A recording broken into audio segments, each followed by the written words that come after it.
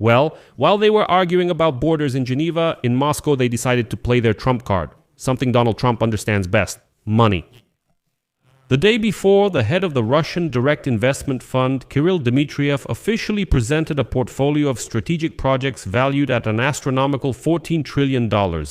And that's not just an impressive number. This is an official proposal to the Donald Trump administration, saying that Russia is ready to open its resources and markets to American corporations in exchange for a complete lifting of sanctions. The Economist has already called this the greatest transactional bribe in the history of geopolitics. The Kremlin is no longer trying to appeal to international law. Essentially, it is speaking in Donald Trump's language.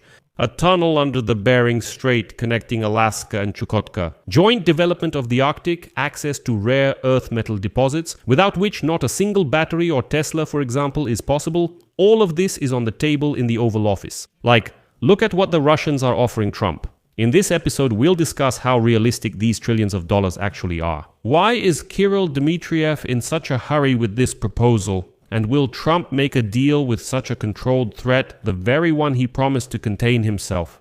My name is Alexei Pechi. Let's discuss this topic together, but before we start, I ask you to subscribe to this channel, like the video, and leave your comment below. Also, subscribe to my Telegram channel, Pechi News. The link to it is in the description of this video. So, what exactly is Moscow selling to Donald Trump right now? And what is the Dmitriev package? Let's see what is included in this truly colossal offer. According to Dmitriev's post on the social network X, the project is divided into 3 blocks. The first is the Arctic Alliance. Russia is offering the United States joint extraction of lithium, cobalt, and oil on the Arctic shelf. This is a direct challenge, by the way, to China, which Trump wants to push out of resource supply chains. Russia is saying like, listen, why fight over resources at all if we can extract them together? Just lift the sanctions and hand Ukraine over to us. The second part is the infrastructure mega project, the bridge across the Bering Strait. According to the Moscow Times, the Kremlin promises to finance 70% of the construction of the tunnel that will connect the railroad networks of Alaska. For Trump, who, by the way, loves big construction and big projects, this is the perfect legacy project. The third part is technological. Sounds funny, right? What technological things could Russia possibly offer? Russia is offering American information technology giants, including Elon Musk's company, incentives for building giant data centers powered by cheap nuclear energy in Siberia. And now analysts from The Economist write that Dmitriev is hitting Trump's weak spots, his love for numbers with 9 zeros and his desire to outplay China in the field of raw materials. But the reality is that Russia's gross domestic product is less than $2 trillion.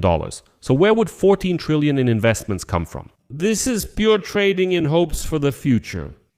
But why is Moscow in such a hurry with these proposals? Why did this proposal appear right now? The answer is provided by European intelligence data. And so, despite all the bravado, the Russian economy will reach a critical point by 2026 due to isolation from Western capital markets and enormous military spending. The budget deficit for the second half of this year is expected to be the highest in history. Moscow critically needs Western technologies and investments in order not to become a mere raw materials appendage to China. And here Kirill Dmitriev, who is called Putin's liaison with the United States elites, understands that Donald Trump is an alternative, a window of opportunity that could close or disappear at any moment. And as Reuters notes, American companies have already begun cautious lobbying in Congress, demanding that the potential for access to Russian rare earth metals be considered. Trump, in turn, sees this as a chance to solve the resource shortage problem for the American automotive industry, which is currently 80% dependent on China. And as a result, I will say the following. This deal from the Russians for $14 trillion is all about business, on blood and resources. Trump is kind of faced with a choice: either continue the sanctions pressure and risk a global crisis, or become Putin's partner in developing Siberia, completely ignoring Russia's war against Ukraine.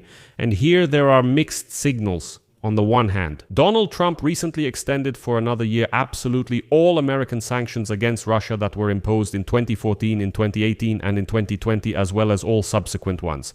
So it would seem that he has closed the window here. On the other hand, there is information that Russia and some American businessmen are trying to take advantage of the United States president's love for making deals. The first wants to bring its economy out of international isolation as it is beginning to crack under the weight of military expenses. And the Texas investor Gentry Beach said that as early as last fall, he quietly signed an agreement with the Russian company Novatech for gas extraction and liquefaction in Alaska.